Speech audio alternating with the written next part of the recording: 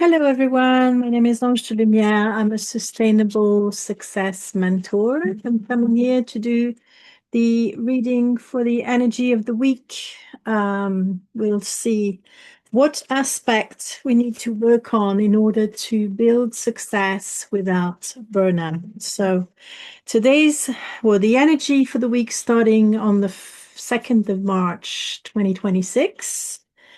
Let's pull a card and find out what the universal energy supports this week. And how interesting. The card that's coming up is the card of workload. And it says that your workload is not sustainable, which is very valid. Burnout traditionally happens when our workload is unmanageable for long periods of time, so that we are dealing with chronic stress. Now, does this mean in terms of energy of the week? In terms of energy of the week, that means that you will be able to make a change with regards to your workload. You will have the power or the influence or the opportunity to change things. So, for example, if you have up to now not really had a say in your workload, this week you can. This week is the time to reach out to the people who give you that workload, in order to let them know that it's not manageable, which is incredibly good news. If you're your own boss, this still applies to you. Very often we are applying workloads on ourselves that are unreasonable. And the worst is that it's usually self-imposed deadlines. So you want to make sure that you're more reasonable and that you perhaps write down all the things that you want to do for this week. But generally, I would say probably for the next 3 months, because planning is best done in 90 days chunks. And interestingly enough, I'm recording this on the 1st of March. So it's the first of a possible 3-month period. I mean, as in a full month in a calendar month. So it makes it a lot easier. So start by planning what you'd like to achieve. Only have one main priority and then a secondary one. And then from there, start to plan everything. And when you plan, usually, and this is what happened to me historically in my business, is that before I planned in my business, I would fill my days to the brim. I would fit as much as possible. And truly, the human mind's imagination is limitless. So you can actually, when you work for yourself, you can fill in your days entirely to the brim and even crack at the seams and feel that you could still do more. This is one of the dangers and the endemic problems within entrepreneurship. So be aware of that and also start to focus. And I know I've talked about this before, but quite a few weeks ago, so it's always worth repeating, is to be more strategic in what you do and have a look at what you've done in the past few weeks towards your goal and see what has brought you the most results. So try to identify, because there's the Pareto principle that says that 20% of our efforts get us 80% of our results. So try to find the 20% that is really effective so that you are efficient rather than busy, right? Busyness is not a good operating mode. You want to be efficient, even if it means that you work only a couple of hours a day. Why not?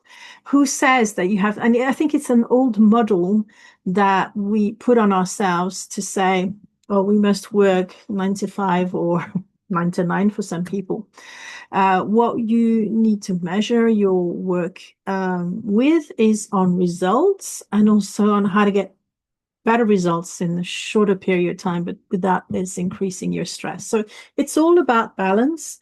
But what I love about this week is that this card of workload means that you are finally going to have the support, the help, the inspiration, or maybe just the headspace to deal with that workload, to break it down, to spread it out, and maybe to reduce it.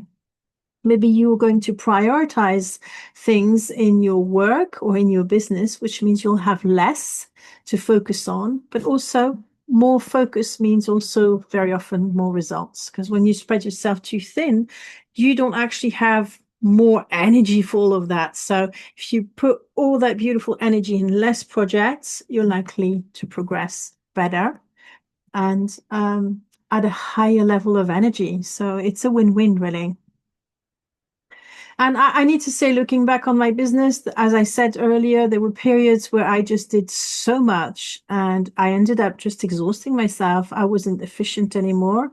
I couldn't see the wood for the trees either. I didn't have time to work on my business because all my time was dedicated in my business, just running errands, doing the humdrum, and getting on with tasks. And this is never a good thing either. So strategize, but also know that help is at hand, and that if it's someone else who defines your workload, there is an opportunity for you to stand up and to put your point across.